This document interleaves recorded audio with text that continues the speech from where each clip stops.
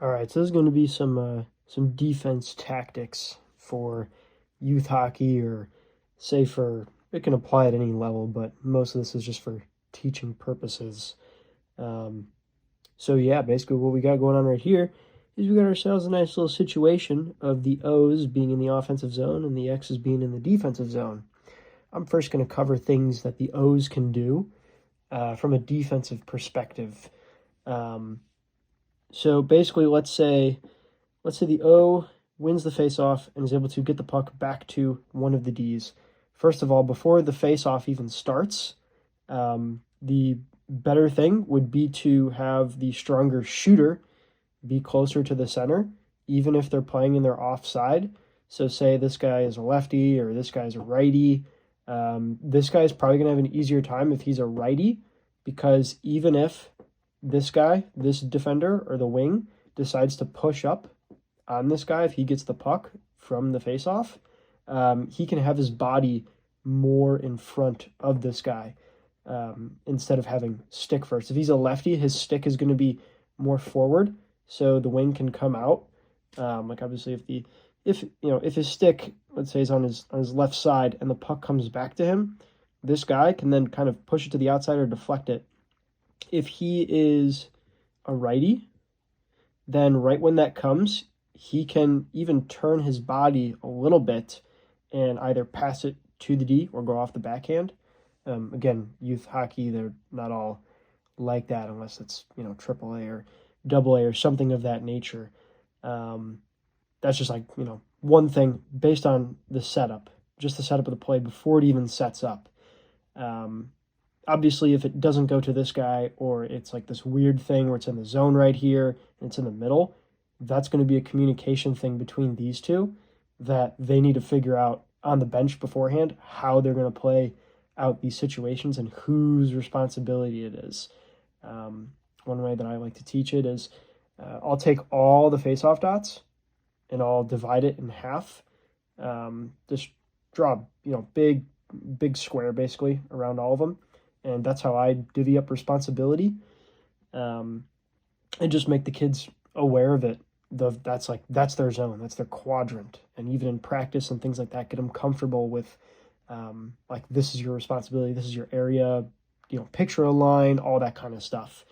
Um, okay, so let's say the puck goes back to this guy. So what's most likely going to happen is this center is going to go and automatically try to apply pressure, or this wing is going to come up to try and apply pressure, forcing him to either dump the puck, and hopefully one of their wings or their center goes and is able to pick it up, and it'll probably change sides or get very very carelessly passed or tossed right in front of the net, and then you're going to have just a bunch of mumbo jumbo, for the most part. So if it goes to this guy, my opinion is always to bring it to where there's open ice. I mean, you could take the shot on net, but that's if this guy like sees that there's actually a shot on net.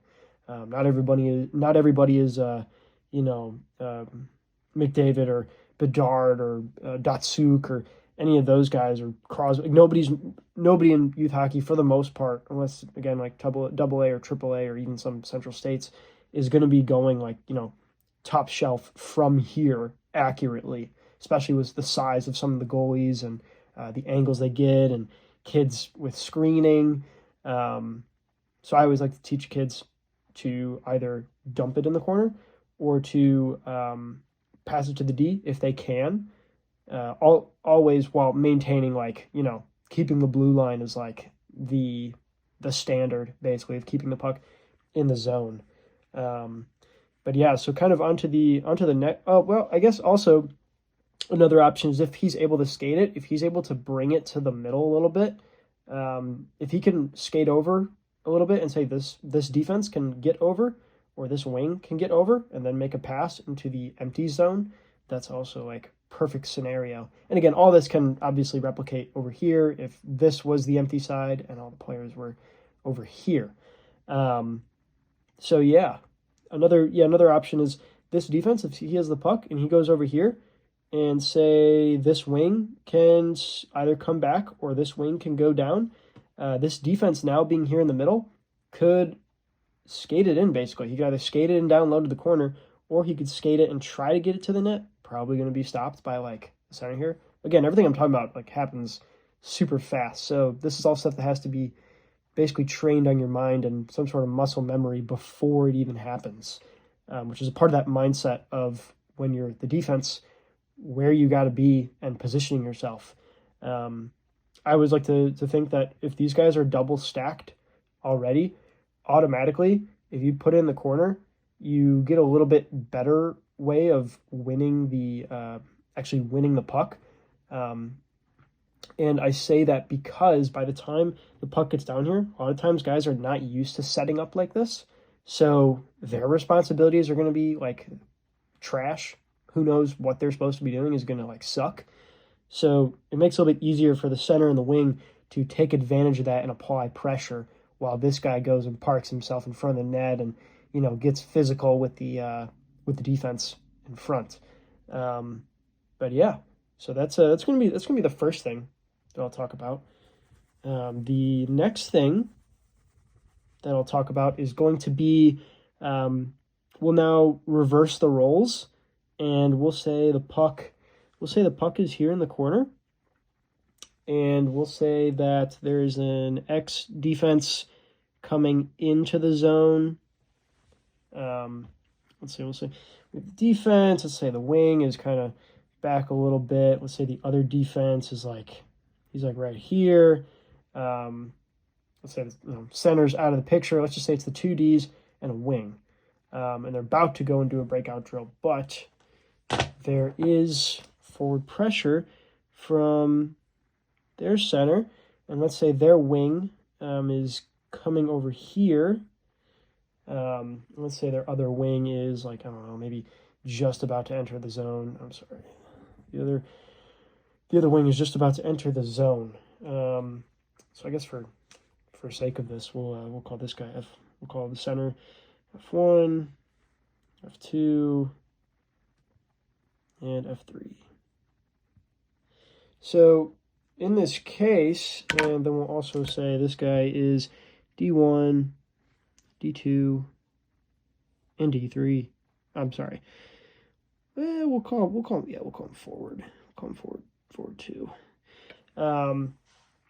So going into your defensive zone, and obviously like they did a dump and chase, maybe they're changing out their defense, and things of that nature.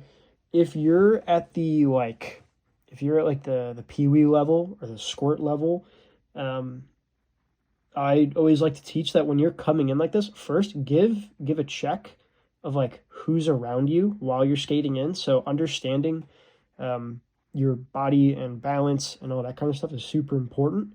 But as you enter your own zone, you're coming into the corner here, understand this is a very dangerous place to be. Once you get into bantam or you get into midget or anything like that when hitting starts, because once you get in here in the corner, this guy, if he's feeling like it, will just straight up lay you out right here. Or, if you're off the boards because you weren't paying attention, let's say they cross-check you, right? Let's say they just do something like erroneous and terrible and ends up being, I don't know if anybody remembers the game. I think it was a Stanley Cup with the Devils and the Kings. It happened like right here, basically. I think it was in the Kings defensive zone. Devils player comes up behind the Kings, basically checks him in the back, and he's like 3 feet off the boards. Dude's chin goes like onto the red bar, basically where the glass meets the boards, and it was like it was just not a pretty sight. Anyway, when this dude is coming in, he gives us over the shoulder check to like make sure that nobody's like on him, or if he has spatial awareness, he'll just hear it. But at the same time, when you come back to look at the glass, usually rinks are well lit enough that the glass will actually give you reflections and will tell you who's behind you and where they are. And if you're really good in defense, you'll be keeping tabs on the certain guys that are like good skaters, or it's like, oh shoot, it's the dude with the white cage who, oh geez, he's got 3 layers.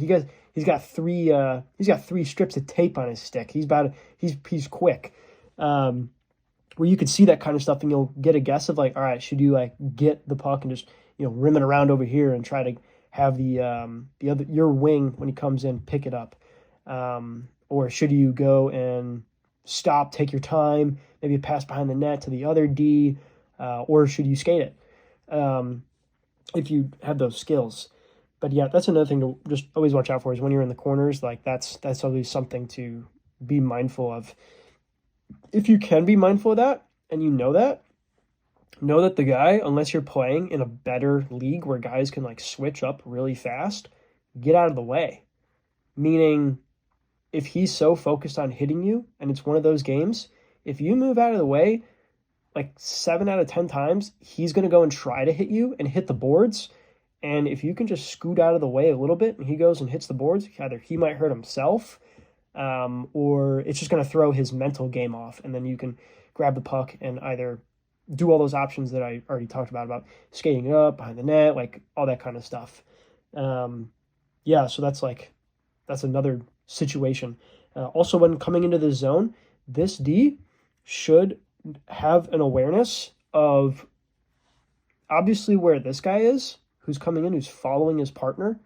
But he should also know like what's going on over here, especially if it's like second period where you guys switch sides and say the other team's bench is like right near you. Like make sure you know what's going on there, because they, if they're doing a change out, all this might fill in super quickly. So if this guy comes and grabs the puck or something happens and he gets it over here, now that's going to be shots on net. That's going to be all that kind of stuff. And again, this is in the context of you got 3 defenders on your team, or even if you just have 2, right? Say your wing is not even here to help you out with it, and it's just the 2 defense, where you got to sort this out. You got to figure this out. So good communication, good teamwork is necessary. And let's say he does decide to rim it around to the other side. This D should know that that's like his responsibility to now leave his post basically in front to go and get it. Unless this guy, once he goes into the corner to get it and bring it around, or if he passes around or he brings it around, that should be communicated with like how that's like. It's another thing I kind of teach the kids is like always, even when you're in practice, to always practice with the guys that are on your line, or that could be on your line. Basically, like 70% of the time, practice with a guy that is on your line, but the other 30, like practice with a guy who is not going to be on your line, but sometimes coaches will switch out and who would be on your line. So yeah, that's a huge thing. Good chemistry, that kind of stuff is super, super important. Now in the instance of, let's say this guy does get completely bodied in the corner. Let's say this forward applies pressure, bodies him, and he's actually injured. He's hurt now. Ref hasn't blown the whistle. The play is still going because the ref either, didn't see it or is calling a penalty and the other team hasn't touched the puck yet. This guy, what I usually teach is should not leave this front unless somebody's able to cover him. Meaning like this wing will see that, and then he'll come and cover the front of the net. And again, this is like this guy's down, like he's out basically. Or even if he just gets hit and doesn't get up like right away, right? Maybe he like hurt his leg or something, or whatever the case is. But this dude, when he gets to the front of the net, if nobody's there to grab the puck, either let them take possession but cover your guys, because that will put off enough time for the other 2 guys, the other wing and the center, to come in, or that'll allow you enough time to let them make their move, because a lot of times when they get the puck, they don't exactly know what to do with it, especially in youth hockey, at least right away. And these 2 guys that are applying pressure usually don't know position-wise where to be. Again, unless it's like a decent team, which again, this is for youth hockey, so positioning is a big problem a lot of the times. And again, this is all from the defensive perspective, what I think they should be doing. But yeah, so if he could also, obviously that's another thing is like you don't want to be, you don't want to be in a position where you're screening your own goalie. So again, like that's part of the responsibility of being in front of the net is keeping the trash. I like to make references to the Mighty Ducks movies. Like we're talking about keeping the trash, like clean out the trash, that kind of stuff, where he dumps all the trash on the ice and all the kids can like swat it away and that kind of stuff. That's usually what I tell the kids is like to keep everybody away. And if they got to get a little bit physical, if it's not at the bantam level, they got to be kind of careful, and that's what I tell them, so they don't catch a penalty. But if they can just like give them some bumps, maybe irritate them a little bit, that's like perfect because you want to throw them off their game and get them to not get a tip in, or even worse, to be ramming their stick into the goalie and get an injury. They might get a penalty, but if your goalie's injured, it's kind of game over. You're either calling out the second goalie, or for those organizations who don't always get second goalies on the teams, you're kind of screwed. So the other responsibility of the defense is, protect the goalie. Like all the time, protect the goalie. That's just like a team thing. That's a respect thing. All that kind of stuff. But yeah, so these have been my tips for defense in the defensive zone and a little bit of the offensive zone.